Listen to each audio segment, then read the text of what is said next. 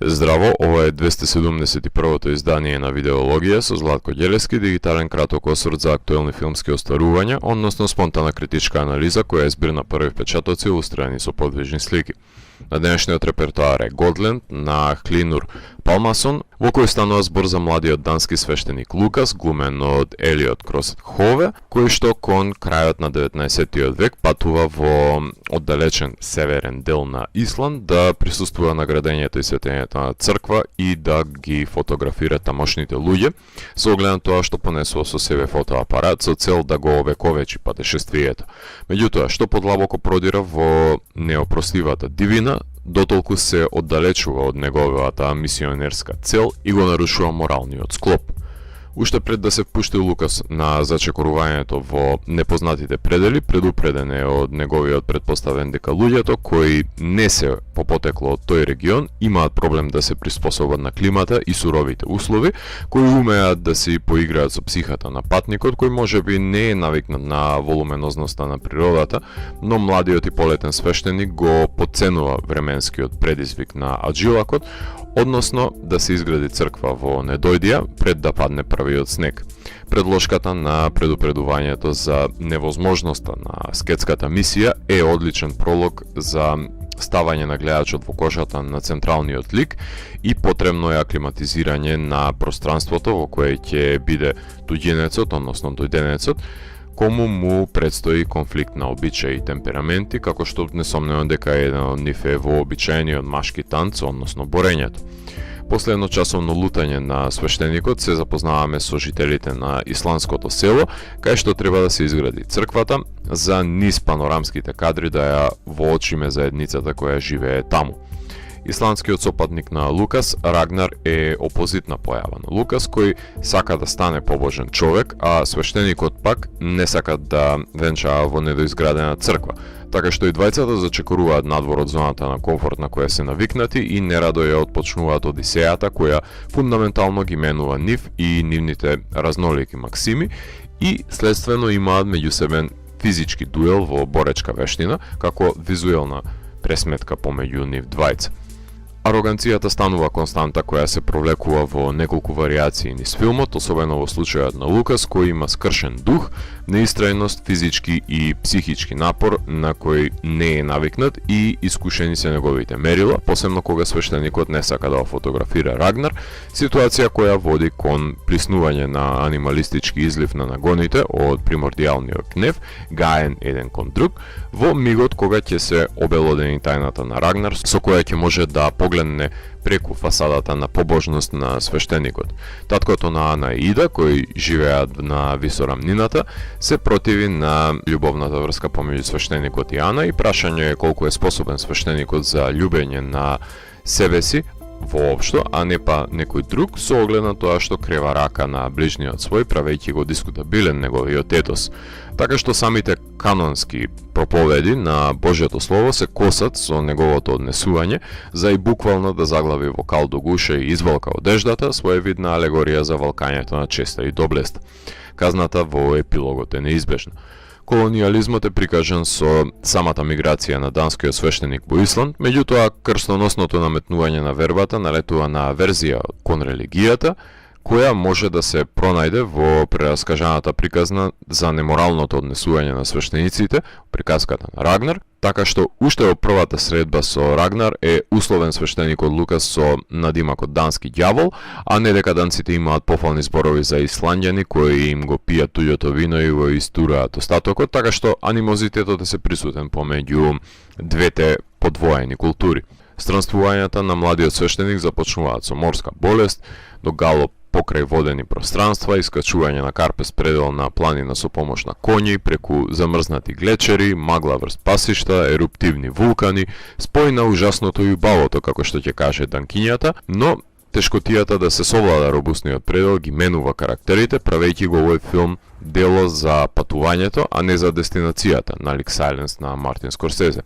Природната пасторала е уловена во подвижните слики и треба да ја осликува психофизичката состојба на ликовите и на тој начин се екстернализираат нивните иманентни двојби, а устните повести и преданијата на Рагнер за магичните јагули, искажани околу огниште, даваат дополнителна очудувачка димензија на нескротливата дивина. Двојазичноста помеѓу данските и исландските поигрувања со титул картите и преводите се составен дел од данско-исландската дихотомија, употребен е курзив за исландскиот говор, така што јазичната бариера е дополнителниот причинител за разиденоста и десинтеграцијата на односот на данецот и исландјанецот, свештеник кој фотографира и градителот кој лови, едниот се моли, а другиот прави утринска гимнастика, односно душа и тело, конкретно труло, свето лице и продуховен грубијан. Колку што можев да се информирам на јазиците со кои се говори, насловот во превод би бил Проколната земја или Заборавена земја од Бог, односно ако би бил филмот преведен во Србија, Вукојевина би бил најадекватниот превод, кој е близок до смислата, така што англиската верзија не само што не е добро решение, туку е штетна солуција која е далечна од смисловниот концепт на насловот. Во видеологија често се навраќам на филмовите на режисерката Кели Рајкард, кога се опрашање пријатели кои мора да преживеат во дивината, како што е случајот со Олд Џој. Меѓутоа, мислам дека за Годленд поадекватна аналогија ќе може да се повлече со Микс Катов, во кој се населува Орегон кон крајот на 19 век, или пак колонизирањето во Зама на Лукреција Мартел. Но не смее да се занемарат чинителите на креирањето на извориштето на оддалечувањето од разумот во природата, на исландската апокалипса сега, во овој скандинавски вестерн, ако повеќе би сакале да се држиме до жанровските кованици, односно Нортерн. И Елиот и Ингвар се актери со кои Hlynur има веќе соработувано во претходните филмови и овој пат ги спротиставува еден со друг, со опонентни карактери, од кои интровертот станува агресивен, газејќи на неговиот завет, а исландскиот екстровертен мештанец се покајува и се одрекува од својот темперамент, што говори за способноста за морфирање на ликовите и вадење на површина на тие тенденции од страна на погодените актери за потребите на филмот. Музиката на овој филм ја компонира Алекс Жанг Хунтај, во која доминира летаргичниот навев на ноти од дувачките инструменти, кои се далечно ехо од друго време. Има простори за неколку отпеани композиции за одминувањето на времето во исландската пасторала. Директорката на фотографија со која Hlynur постојано соработува, Марија Вон Хусеволф, е задолжена за прекрасната визуализација на творбата, која исто како Рубен Импенс во The Eight Mountains наоѓа можност за ригидниот 1:33 наспроти 1, не само да го кадрира талкањето на свештеникот, туку и да го улови во кадар масивниот природен благодет од флора и фауна, а при тоа да биде соодветен архаичниот формат аналоген на фотографиите од рудиментарните фотоапарати. Јулиус Крепс Дамсбо е ангажиран за впрегнување на спорадичниот тек на дејствието во монтажата и образување на одмерениот тон на патешествието во исландската сага, така што тој е и за обвинување за прекумерното 2,5-часовно епско времетрајање на творбата, од која може да се исфрли по некое мало парче структурално сало, а сепак таа липосукција да не биде на штета на самата творба, која ќе стане целовита и поефективна, иако лимитацијата во монтажата на долгите трекинг кадри си го прави своето. Во епизодата на видеологија, во која го рецензирав претходниот долг филм на Hlynur, A White White Day, говорев и за неговите претходни остварувања и за особеностите по кои е препознаена неговата дистинктивна визуелна поетика, а пред да го сними Годленд, сними еден поекспериментален краток игран филм во 2022 година, кој е насловен Нест, кој имав можност да го погледам на фестивалот Winter Apricots во Прилеп, кај што камерата е фиксирана на еден неподвижен кадар,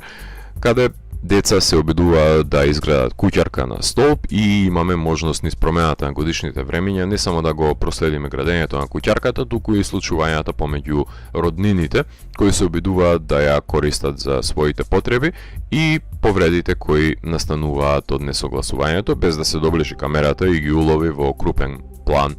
актерите. Гнездото беше награден на фестивалот во Сан Себастијан, Италија. Можеби промената на годишните времиња во краткиот филм била загревање за изложување на мртвото животно во долгиот филм на елементите низ текот на времето. Лесен е филмот за сумирање во кратки црти кога е во прашање дејствието и Бресоновиот пристап на минимализирање на изразните средства за доловување на приказната, меѓутоа тежок ќе биде за многумина да истраат во смогнатото патешествие на ликовите доколку не се соживеат со нивните тегоби и предизвици, но и во тоа тестирање на трпението ќе бидат наградени нетрпеливите гледачи со прекрасно кадрирање. Филмот имаше една сеопфатна турнеја низ филмските фестивали широм светот, но колку и да беше обсежна, не заврши на ниту еден домашен филмски фестивал, барем не на некој на кој што јас присуствував.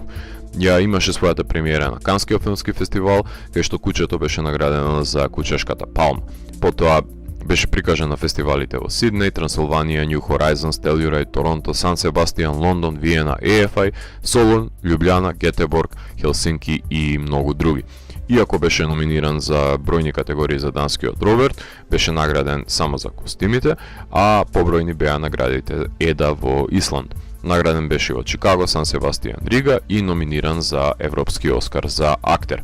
Иако A White White Day беше исландски кандидат за интернационален Оскар, новиот филм на Hlynur не беше кандидат, затоа што во 2021 година беше испратено Јагнето, кое дојде до кратката листа, а минатата година Beautiful Beings, кој ќе добие засебна анализа во видеологија, беше представник, а Данска не доаѓа предвид да пуштат филм на Hlynur, која ги имаат Flea и